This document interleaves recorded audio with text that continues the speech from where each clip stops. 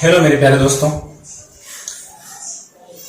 आज आपका मैं अपना मित्र संजय शर्मा आपके लेके आया हूँ हमारे क्लास 10th का जो चैप्टर नंबर 6 है, जिसके मैं 4 पार्ट बता चुका हूँ। आज उसका पार्ट नंबर 5 है, वो हम यहाँ पढ़ेंगे। इस पार्ट नंबर 5 की शुरुआत करने से पहले अगर आप इस चैनल पर नए हों तो आपसे मैं रिक्वेस्ट करूंगा जल्दी से इस चैनल को सब्सक्राइब करें, ताकि आने वाले जितने भी जो वीडियो मैं अपलोड करूंगा उसके नोटिफिकेशन तुरंत आपके पास पहुंचे और बिना किसी देरी के आप प्रत्येक जो वीडियो है वो देख सको। और दोस्तों, अगर आप इस चैनल पर पहले से जुड़े हुए हो तो उसके लिए धन्यवाद। आप अपने स्टडी को लगातार जारी रख रहे हो और मैं आशा करता हूं दोस्तों कि आप मेरा प्रत्येक वीडियो पूरा कन्फर्म देखते हो। और ये भी मैं कह सकता हूँ दावे से कि जो कन्फर्म देखेगा 100% पूरा वीडियो देखता चलेगा, पार्ट फर्स्ट से लेकर लगातार 4 तक जिसने देखे उसके प्रत्येक भाग अवश्य समझ में आया होगा।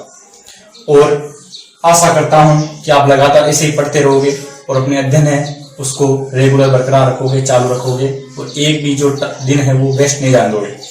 तो दोस्तों, आपसे मैं ये बताना चाहता हूं कि जो ये चैप्टर है बहुत ही इंपॉर्टेंट चैप्टर है, 5 या 6 नंबर का आता है। तो दोस्तों, आगे की जो एग्जाम है उसमें भी काम में आता है। अगर कोई कंपटीशन की तैयारी कर रहा है उसके चाहे एयरफोर्स पे नवी किसी भी हो या कोई भी कंपटीशन की तैयारी हो, उसमें भी इससे रिलेटेड क्वेश्चन अवश्य आते हैं।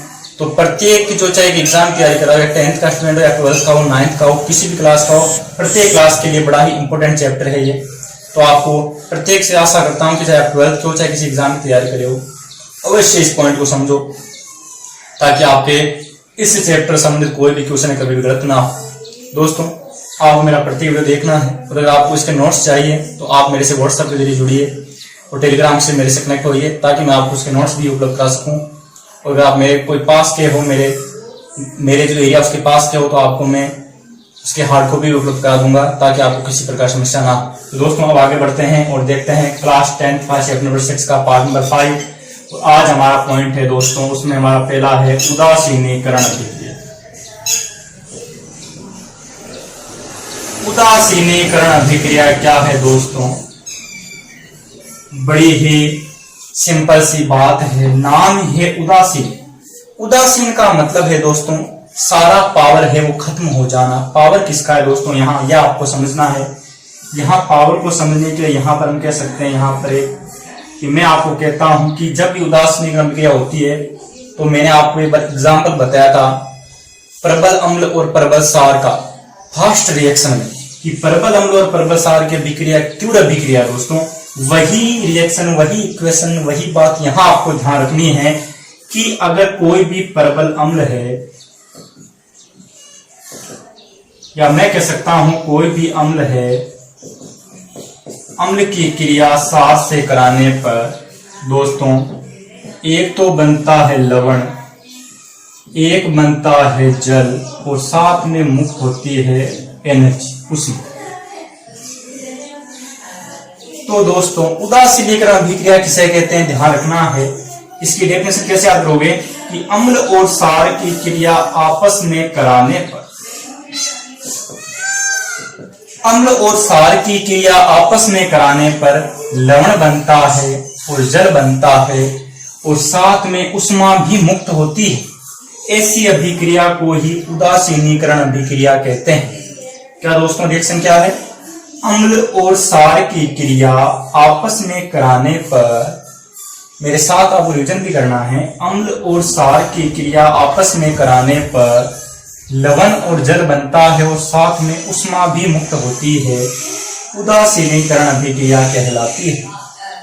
दोस्तों, इस उदासीनीकरण अभिक्रिया को अगर प्रकारों की मैं बात करूं, कंडीशन की बात करूं दोस्तों, तो इस उदासीनीकरण अभिक्रिया में मैं आपको यहाँ पर कुछ कंडीशन बताऊंगा। उन कंडीशनों को आपको समझना है। जैसे दोस्तों यहाँ पर कुछ मैं कंडीशन बता रहा हूं, उस condition first, second condition, third condition, fourth condition. Condition का मतलब दोस्तों है क्या असल में, वो आपको मैं समझाता हूं। अभी मैंने कहा आपको कि अम्ल प्लस सार बनेगा लवण प्लस जल प्लस उष्मा। ये बात तो कंफर्म हो चुकी है कि कोई भी अम्ल हो कोई भी सार हो, फिक्स से बनेगा लवण और जल, और इस अभिक्रिया का नाम हम दे देंगे उदासीनीकरण अभिक्रिया। अब बात ये करते हैं कि इसकी कंडीशन क्या है। कंडीशन वाला दोस्तों, अब यहां पर अम्ल कौन सा है, प्रबल है या दुर्बल है, यहाँ सार कौन सा है, प्रबल है या दुर्बल है, ये हमें अभी पता नहीं है। हम बस इतना ही जानते हैं किसी भी अम्ल को किसी भी सार में मिलाओ, बनने वाला लवण और जल है और उष्मा साथ में मुक्त होगी, जिसे मैं क्या नाम दे दूंगा, उदासीनीकरण। दोस्तों इसका नाम उदासीनीकरण कैसे पड़ा कि अम्ल और सार जब आपस में मिलेंगे तो अम्ल है वो इस सार के प्रभाव को खत्म कर देगा, सार इस अम्ल, जैसे अम्ल से सार मिलेगा तो ये मानो अम्ल ये सार, अम्ल सार के प्रभाव को और सार अम्ल के प्रभाव को लड़ाई करके क्रिया करके खत्म कर देगा। जब ये इसके प्रभाव को खत्म कर देगा, ये इसके प्रभाव को खत्म कर देगा, तो क्या लवण होगा वह ना तो अम्लीय होगा ना सारीय होगा, उदासीन होगा, तो ये उदासीनीकरण क्रिया कहलाएगी दोस्तों। अब यहाँ पर कंडीशन है, कंडीशन नंबर 1 दोस्तों मैं कहता हूं कि प्रबल ही अम्ल है, प्रबल ही सार है, ये मेरी पहली कंडीशन होगी। कंडीशन नंबर 2, प्रबल अम्ल है लेकिन साथ में दुर्बल सार है। कंडीशन नंबर 3 कह सकता हूं दोस्तों कि दुर्बल अम्ल है, सॉरी इसमें प्रबल अम्ल है प्रबल सार है, इसमें प्रबल अम्ल दुर्बल सार है, इसमें दुर्बल अम्ल है और प्रबल सार है और इसमें दुर्बल ही अम्ल है,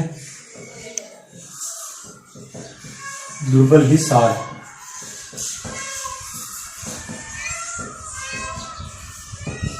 हाँ दोस्तों ध्यान से देखिए मेरे भाइयों, हमने ये पढ़ा उदासीनीकरण क्या है, चाहे कोई भी अम्ल हो चाहे कोई भी सार हो आपस में मिलाओ, वो कौन सी अभिक्रिया है, उदासीनीकरण। अब कंडीशन ये आती है कि प्रबल अम्ल में प्रबल सार मिलाऊं तो क्या होगा, प्रबल अम्ल में दुर्बल सार मिलाऊं तो क्या होगा। एक बार देखो दोस्तों, एक बार मैंने 2 बार प्रबल लिया, एक बार प्रबल अम्ल के साथ प्रबल सार, दूसरी बार प्रबल अम्ल के साथ दुर्बल सार, फिर दुर्बल अम्ल के साथ प्रबल सार और दुर्बल अम्ल के साथ दुर्बल सार। अब दोस्तों इसके लिए आपको मेरा एक वीडियो है, पीएच मान और पीएच स्केल, अम्ल है सार है लवण है, ये सब मेरे पढ़ाए हुए हैं, मैंने सारे वीडियो अपलोड किए कि अम्ल सार लवण, ये भी एक मेरा वीडियो है। तो मैंने उसमें बताया दोस्तों कि प्रबल अम्ल कौन कौन से दोस्तों, उसमें मैंने साफ साफ बताया कि प्रबल अम्ल ये है HCl, HNO3, H2SO4, ये प्रबल अम्ल। अगर प्रबल अम्ल की मैं बात करूं दोस्तों, तो प्रबल अम्ल का मतलब है प्रबल अम्ल की जो पीएच होती है वो होती है लगभग मतलब 0 के आसपास, और प्रबल सार की पीएच होती है लगभग 14। तो दोस्तों मैं कह सकता हूं प्रबल ही अम्ल है प्रबल ही सार है। तो दोस्तों दिमाग लगाओ, प्रबल ही अम्ल है प्रबल ही सार है, तो दोनों ही प्रबल है, तो मैं कह सकता हूं कि प्रबल ये है प्रबल ये है, यानी इन दोनों का पावर 1 है, समान है। तो प्रबल अम्ल से अगर प्रबल सार लड़ाई करेगा दोस्तों, तो सीधी साधा हिसाब है कि जो लवण बढ़ेगा वो दोस्तों कैसा होगा, उदासीन होगा। अरे होगा नहीं होगा दोस्तों, सीधा हिसाब है, अगर प्रबल अम्ल से प्रबल सार को मिलाया जाए तो ना तो इसकी जीत होगी ना इसकी जीत होगी, क्यों दोनों ही प्रबल है, तो जो बनेगा वो लवण कैसा होगा, उदासीन होगा। और उदासीन लवण की पीएच दोस्तों होती है, ध्यान रखना है, उदासीन लवण की पीएच होती है 7। थोड़ा सा मैं आपको ध्यान देता हूं कि पीएच का मान 0 से लेकर 14 तक होता है, जिसमें 7 है वो होती है उदासीन, पीएच मान 7 तो लवण उदासीन है, 7 से कम है तो लवण अम्लीय है, 7 से ज्यादा है तो लवण सारीय है। ठीक है दोस्तों, ध्यान रखना है, पीएच मान 0 से 14 तक होता है, 7 पीएच है तो उसको लवण उदासीन होगा, 7 से कम है तो लवण अम्लीय होगा, 7 से ज्यादा लवण सारीय होगा। तो यहाँ देखिए दोस्तों, यहां तो हम पहुंचे। अब मैं बात करता हूं प्रबल अम्ल दुर्बल सार। देखो दोस्तों, सार बेचारा दुर्बल है, बड़ा कमजोर है, ये किसी से लड़ नहीं सकता है, ये अगले को कहता है। अब इस दुर्बल सार से ये प्रबल अम्ल लड़ेगा, क्रिया करेगा, तो अम्ल क्या कहेगा, भाई मैं प्रबल हूं, और ये कहेगा भाई साहब मैं दुर्बल हूं, आप मेरे को छोड़ो, आपकी जीत हो गई, यानी अम्ल की जीत हो गई। क्यों दोस्तों, क्योंकि अम्ल तो है प्रबल, सार है दुर्बल, तो अम्ल की जीत हो गई। तो लवण कैसा होगा दोस्तों, अब आपको उदासीन लवण नहीं लिखना है, अम्लीय लवण लिखना है। और दोस्तों अम्लीय लवण की पीएच कितनी होती है, मैंने बताया था 7 से कम। अब दोस्तों मैं इसकी बात करता हूं, इस बार दुर्बल तो अम्ल है, अम्ल में पावर नहीं है लेकिन सार में पावर है, तो जीत किसकी हो गई दोस्तों? सार की। तो ये लवण कैसा हो गया? सारी लवण हो गया, और सारण की पीएच होती है 7 से ज्यादा। दोस्तों अब मैं बात करता हूं, ये भी दुर्बल, ये भी दुर्बल, दुर्बल से दुर्बल लड़ेगा दोस्तों, किसी की जीत नहीं होगी। और जब किसी की जीत नहीं होती है तो लवण कैसा होता है दोस्तों? उदासीन लवण की पीएच का मान होता है 7। इस प्रकार से दोस्तों चारों कंडीशन कंप्लीट है। अब बस आपको एक चीज और आनी चाहिए, वो कभी कभी इनके उदाहरण पूछते हैं, रिएक्शन पूछते हैं। तो रिएक्शन आने के लिए दोस्तों आपको पता होना चाहिए कि यार परबल अम्ल का इसमें से कोई भी एक ले लो आप, एक परबल अम्ल ले लो, एक परबल सार ले लो। तो परबल सार दोस्तों दो ही है, NaOH KOH। अब आपको एक इनमें से कोई भी एक अम्ल ले लो, तो इनमें से कोई भी एक सार ले लो और इनकी क्रिया करा दो। तो दोस्तों मैं कहता हूं परबल अम्ल ये है, परबल सार ये। तो आगे बनेगा क्या देखो दोस्तों? लवण बनेगा NaCl, फिर जल बनेगा H2O, और फिर HEAT यानी उसमें। ये इसका हो गया कंप्लीट दोस्तों। अब बात करता हूं मैं इसकी, इसमें क्या देखता हूं? परबल तो अम्ल है तो मैं ले लेता हूं HCl, और दुर्बल सार है। तो दोस्तों दुर्बल सार का उदाहरण मैं आपको बता रहा हूं, दुर्बल सार का उदाहरण कोई भी ले लो, इन दो के अलावा कोई भी हो, वो सारे के सारे दुर्बल है दोस्तों, इन दो को छोड़ दो। तो मैं लेता हूं NH4OH। दोस्तों सार की पहचान होती है, पीछे OH होता है, अम्ल की पहचान होती है उसमें एक हाइड्रोजन आयन ऊपर से होता है जैसे H। ठीक है दोस्तों, तो इसकी क्रिया इससे करा, NH4 को Cl से करा दो तो बनेगा क्या? NH4Cl। साथ में दूसरा बनने वाला है H2O, और साथ में बनने वाली है हिट। दोस्तों अब मैं आगे चलता हूं थोड़ा सा। दुर्बल तो अम्ल है दोस्तों, दुर्बल अम्ल की बात करता हूं। इन तीनों के अलावा जितने भी अम्ल है वो सारे दुर्बल अम्ल है। तो मैं दुर्बल अम्ल का एग्जांपल यहाँ कोई भी ले सकता हूं। मैं कह सकता हूं CH3COOH, एसिटिक अम्ल। उसकी क्रिया परबल सार से कराता हूं मैं NaOH। तो बनेगा क्या दोस्तों? बनेगा दोस्तों CH3COO के साथ ये Na जुड़ जाएगा, प्लस दूसरा क्या बनेगा दोस्तों? जल, प्लस तीसरा क्या बनेगा? हिट, उष्मा। अब बात करता हूं दोस्तों मैं इसकी। दुर्बल तो अम्ल है, तो दुर्बल अम्ल का उदाहरण लेते हैं ये CH3COOH, और दुर्बल सार है, और दुर्बल सार लेता हूं NH4OH। तो बनेगा दोस्तों इसकी, ये इससे जुड़ जाएगा तो CH3COONH4 प्लस ये जुड़ जाएगा बाद में H2O, और साथ में हिट। इस प्रकार से दोस्तों ये हमारी हो गई उदासीनीकरण अभिक्रिया कंप्लीट। ध्यान से देखिए दोस्तों, उदासीनीकरण अभिक्रिया किसे कहते हैं? वह रासायनिक अभिक्रिया जिसमें अम्ल और सार को मिलाने पर लवण और जल बनता है, साथ में उष्मा मुक्त होती है, उदासीनीकरण अभिक्रिया कहलाती है। इसकी कंडीशन नंबर 1 है कि परबल अम्ल को परबल सार से मिलाने पर लवण होगा उदासीन, पीएच होगा 7। परबल दुर्बल, जीत हो गई परबल की, लवण हो गया अम्लीय, पीएच मान 7 से कम। दुर्बल से परबल, परबल ये है, सार ये, लवण पीएच का मान 7 ज्यादा। दुर्बल दुर्बल उदासीन लवण। ये दोस्तों परबल अम्ल प्लस परबल सार। तो दोस्तों इस प्रकार से हम कह सकते हैं परबल अम्ल से परबल सार होने पर ये हमारा रिएक्शन आ गया है। सबके उदाहरण में आपको समझा चुका हूं कि किस प्रकार परबल अम्ल लेते हैं, किस प्रकार परबल सार लेते हैं। दोस्तों अब हम अगला पॉइंट है वो पढ़ेंगे, हमारा अगली रिएक्शन है। उसमें रिएक्शन से पहले कुछ एक पॉइंट है, ऑक्सीकारक और अपचायक क्या है। तो अगला पॉइंट है ऑक्सीकारक और अपचायक, उसके बारे में हम जानते हैं। दोस्तों अब हमारा अगला पॉइंट है ऑक्सीकारक और अपचायक। दोस्तों ऑक्सीकारक अपचायक क्या है, इसको हम रिएक्शन के माध्यम से समझते हैं। दोस्तों आपने ऑक्सीजन अपचयन अभिक्रिया तो पढ़ी होगी दोस्तों, अब हम इसको समझ के देखते हैं।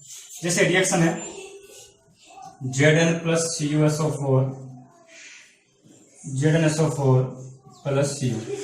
दोस्तों मैं पहले बताया था आपको, सारी की सारी विस्थापन अभिक्रियाएं हैं, वो सारी जो विस्थापन अभिक्रियाएं होती है दोस्तों, सॉरी अभी हम देखते हैं। इससे पहले चलो ये देख लेते हैं, सारी की सारी जो विस्थापन अभिक्रियाएं होती है वो सारी ऑक्सीजन अपचयन अभिक्रियाएं होती है। तो दोस्तों एक बात और बताना चाहता हूं आपको कि सारी की सारी विस्थापन अभिक्रियाएं हैं, उसमें से हम ऑक्सीकारक अपचायक को कैसे पहचानते हैं। देखो दोस्तों दोस्तों ध्यान से देखिए, अभी इसमें से Zn है उसका ऑक्सीकरण हो रहा है, ये मैं आपको बता चुका हूं, इसका अपचयन हो रहा है, ये भी आपको बता चुका हूं।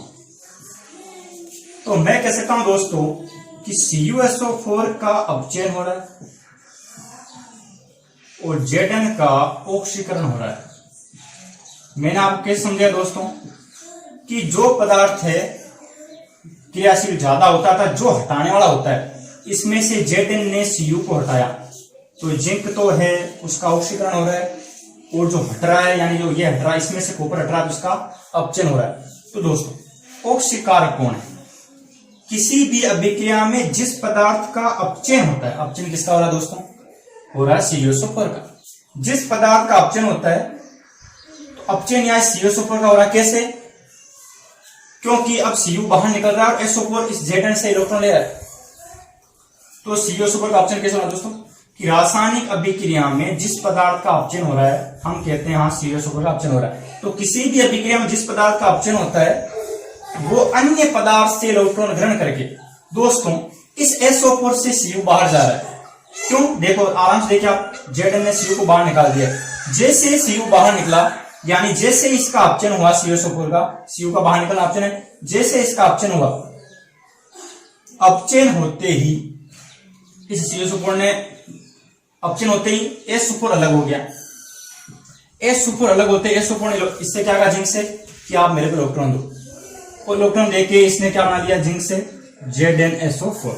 यानी हम कह सकते हैं कि जिस पदार्थ का अपचयन होता है वह अन्य पदार्थ से इलेक्ट्रॉन ग्रहण करके, किससे? जिंक से ग्रहण के इलेक्ट्रॉन, अन्य पदार्थ से इलेक्ट्रॉन ग्रहण करके उसको ऑक्सीकृत कर देते हैं। भाई ऑक्सीकरण तो Zn का ही हो रहा है ना, ऑक्सीकरण करने में काम कौन आ रहा है?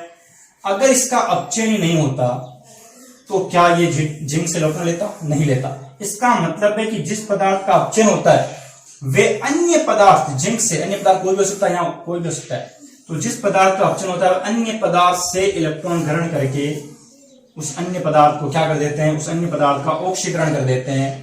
तो ऑक्सीकरण किया किसने था? ऑक्सीकरण इसने तो किया जिसका अपचयन हो रहा है। तो जिस पदार्थ का अपचयन होता है वो अन्य पदार्थ से इलेक्ट्रॉन ग्रहण करके उस अन्य पदार्थ का क्या कर देते हैं?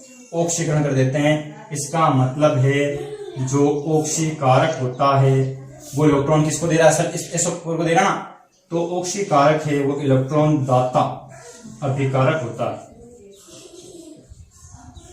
इस प्रकार से ये आपके ऑक्सीकारक क्या आपको पता चल गया है दोस्तों कि ऑक्सीकारक क्या है?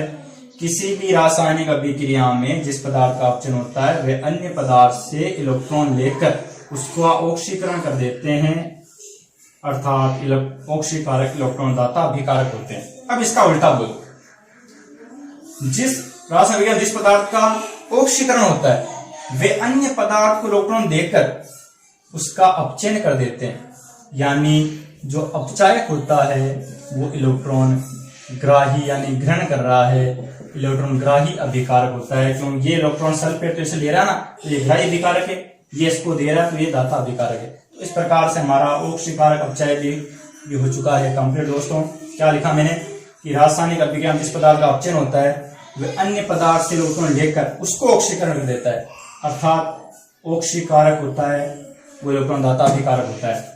और जो पदार्थ अन्य इलेक्ट्रॉन देता है, जिस पदार्थ का ऑक्सीकरण होता है वे अन्य पदार्थ को इलेक्ट्रॉन देकर उसका क्या कर देते हैं? अपचयन कर देते हैं।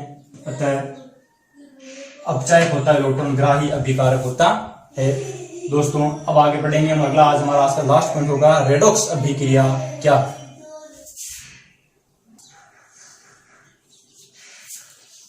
हाँ दोस्तों अब देखिए हमारा नेक्स्ट पॉइंट है आज का रेडॉक्स अभिक्रिया क्या। दोस्तों बड़ी सिंपल सी बात है, रेडॉक्स अभिक्रिया का मतलब है कोई भी ऐसी अभिक्रिया आपको नजर आए दोस्तों जिसमें ऑक्सीकरण भी हो रहा हो, अपचयन भी हो रहा हो, तो तुरंत समझ लो कि वही कौन सी अभिक्रिया है? रेडॉक्स अभिक्रिया है। इसे दोस्तों उपापचयी अभिक्रिया भी कहते हैं। इसका उपनाम है उपापचयी अभिक्रिया क्या है।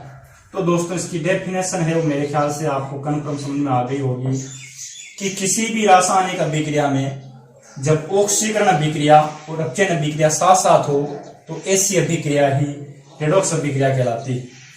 या ऐसे कह सकते हैं वह रासायनिक अभिक्रिया जिसमें एक पदार्थ का तो ऑक्सीकरण होता है वे दूसरे पदार्थ का अपचयन होता है, अर्थात किसी भी अभिक्रिया जिसमें ऑक्सीकरण और अपचयन अभिक्रिया साथ साथ चलती है रेडॉक्स अभिक्रिया कहलाती है। दोस्तों अगर ये दोनों अभिक्रियाएं हो रही है, आपको एक ही समीकरण में दोनों काम हो रहे हैं, ऑक्सीकरण भी हो रहा है अपचयन भी हो रहा है, तो ना समझ लो कौन सी अभिक्रिया है, रेडॉक्स अभिक्रिया। दोस्तों इसको हम एग्जाम्पल से समझते हैं।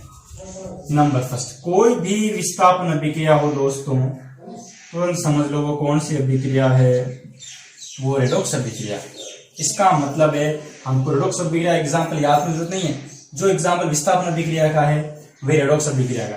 मैंने पहले कहा है जो हटाता है, इस जिंक है वो जिंक कॉपर को हटाता है। देखो पहले सल्फेट के साथ कॉपर है, जैसे अभिक्रिया पूरी हुई, अब सल्फेट के साथ कॉपर नहीं है, कौन है, जिंक है। तो हम साफ साफ देख रहे हैं जिंक ने कॉपर को क्या कर दिया, यहाँ से हटा दिया। तो जो हटाने वाला होता है तो मैं कह सकता हूँ Zn से बन गया ZnSO4, तो Zn से ZnSO4 बन गया, तो ये तो हो गया ऑक्सीकरण, और इसमें कॉपर हट गया, जो हटता है उसका होता है अपचयन। तो दोस्तों ये कौन से अभिक्रिया उदाहरण हो गया, रेडॉक्स अभिक्रिया उदाहरण हो गया। दोस्तों एक उदाहरण कहता हूं मैं, CuO+H2 Cu+H2। ध्यान से देखो दोस्तों, मैंने कहा था देखो ऑक्सीजन अपचयन को 5 प्रकार से समझा था। उसमें एक नियम आया था किसी भी अभिक्रिया में ऑक्सीजन का बाहर निकलना। देखो दोस्तों इधर से इधर चलो, जैसे इधर से इधर आए, पहले इस कॉपर के साथ ऑक्सीजन था अब नहीं है, इसका मतलब है ऑक्सीजन बाहर निकल गया है। ऑक्सीजन का बाहर निकलना क्या कहलाता है, अपचयन कहलाता है। और इसमें देखो दोस्तों इधर से इधर चलते हैं तो देखो इसमें पहले वो नहीं था, अब वो जुड़ गया है, यानी वो जुड़ गया है। ऑक्सीजन का बाहर निकलना अपचयन है, तो जुड़ना क्या है दोस्तों, जुड़ना है ऑक्सीकरण। एग्जाम्पल नंबर 3 देखते हैं दोस्तों। मैं कहता हूं ZnO+C बन गया Zn+CO। देखो दोस्तों इस Zn में से इधर चलता हूं, O बाहर निकल गया है, तो इसका तो हो रहा है अपचयन। और इससे मैं इधर चलता हूं तो इसमें O जुड़ रहा है, तो इसका मैं कह सकता हूं कि इसका हो रहा है ऑक्सीकरण। और एग्जाम्पल नंबर 4 है दोस्तों, मैं कहता हूं Fe2O3+C बन गया Fe+CO2। दोस्तों इसको संतुलित करो, यहाँ O की संख्या 3 है, यहाँ O की संख्या 2 है। मैंने क्या सिखाया आपको, संतुलित कैसे करते हैं, एक तरफ O सम में है, एक तरफ O विषम में है, तो इस 2 को तो गुणा कर दो विषम से, इसको गुणा कर दो सम से। अब दोस्तों एक कितने हो गए, 2 × 2, एक के इधर भी 2 इधर भी 2, गुणा कर दो। जब इधर इधर नीचे वाली संख्या में 2 है, सामने भी 2 है, 2 को 2 से गुणा कर दो 4, तो यहाँ पर भी Fe हो गया 4। इस प्रकार से दोस्तों ये हो गई हमारी रेडॉक्स अभिक्रिया कंप्लीट। ये वह रासायनिक अभिक्रिया जिसमें एक पदार्थ का ऑक्सीकरण होता है, दूसरे पदार्थ का अपचयन होता है, या ऐसे कह सकते हैं जिस अभिक्रिया में ऑक्सीकरण अपचयन अभिक्रिया साथ साथ चलती हो रेडॉक्स अभिक्रिया कहलाती है। जैसे सारी की सारी विस्थापन अभिक्रिया रेडॉक्स अभिक्रिया है। उसके बाद इसको पहचानो, इधर से इधर चलो, O बाहर निकल गया, और मैंने क्या बताया, ऑक्सीजन जब बाहर निकलता है तो अपचयन होता है, और जब जुड़ता है तो ऑक्सीकरण होता है। इसमें से चलो O बाहर निकल गया, अपचयन हो गया, इसमें चलते O जुड़ गया, इसका ऑक्सीकरण हो गया। तो इसमें देखो दोस्तों अभी इस Fe2O3 में O है, अभी दोस्तों इस Fe2O3 में O है, इधर चलो इसमें O नहीं है, इसका हो गया अपचयन। अभी C में O नहीं है, इधर जाते O जुड़ गया, तो इसका हो गया ऑक्सीकरण। इस प्रकार से दोस्तों हमारी रेडॉक्स अभिक्रिया हो चुकी है कंप्लीट। दोस्तों आपको इसकी ध्यान रखना है, आपको इसका स्क्रीनशॉट लेना है, तो रिएक्शन आपको ढूंढने की जरूरत ना पड़े। वैसे मैं आपको नोट्स उपलब्ध करा दूंगा अगर आप चाहोगे तो दोस्तों रेडॉक्स अभिक्रिया आपको पता चली होगी कि ऐसी अभिक्रिया जिसमें ऑक्सीकरण अपचयन अभिक्रिया साथ साथ चलती हो, यानी एक पदार्थ का देखो ऑक्सीकरण होता हो, दूसरे पदार्थ का अपचयन होता हो, रेडॉक्स अभिक्रिया कहलाती है। तो आज के लिए दोस्तों बस इतना ही। आज मैंने आपको उदासीनीकरण अभिक्रिया कैसे उसकी कंडीशन समझाई है कि जिस रासायनिक अभिक्रिया में अम्ल और क्षार मिलकर लवण और जल बनाते हैं, उदासीनीकरण अभिक्रिया कहलाती है। 4 कंडीशन पढ़ी थी हमने, फिर हमने ऑक्सीकरण अपचय पढ़ा था, फिर हमने रेडॉक्स अभिक्रिया इसके बारे में आज पढ़ा है। आज के तीनों पॉइंट कन्फर्म हो गए, उदासीनीकरण अभिक्रिया, नंबर 2 ऑक्सीकार और अपचय, नंबर 3 रेडॉक्स अभिक्रिया या उपापचयी अभिक्रिया या ऑक्सीकरण अपचयन अभिक्रिया। दोस्तों मैं आपसे रिक्वेस्ट करूंगा कि आप अब अपनी पढ़ाई को खराब ना करें, ज्यादा से ज्यादा इस वीडियो अगर आपको पसंद आया है, अगर कोई समस्या हो तो आपको कमेंट बॉक्स में कमेंट जरूर करना है। और वीडियो अच्छा लगा हो तो अपने दोस्तों को व्हाट्सएप ग्रुप में, फेसबुक ग्रुप में भी इन वीडियो को आपको शेयर करना है और उनसे भी रिक्वेस्ट करनी है कि आप भी इस यूट्यूब चैनल को आप जुड़ो, उसको सब्सक्राइब करो। तो मैं दोस्तों समझूंगा कि आपकी पढ़ाई है और मेरी जो मेहनत है वो काम में आई है दोस्तों। और आपसे आशा करता हूँ कि आप ऐसा ज़रूर करोगे और इस मेरी मेहनत को ऐसे नहीं जाने दोगे और आप खुद की मेहनत को भी ऐसे जाहिर नहीं होने दोगे। तो दोस्तों इन्हीं शब्दों के साथ मैं अपने मानव विराम देता हूँ और जब तक अगला वीडियो लेके आता हूँ तब तक के लिए गुड बाय।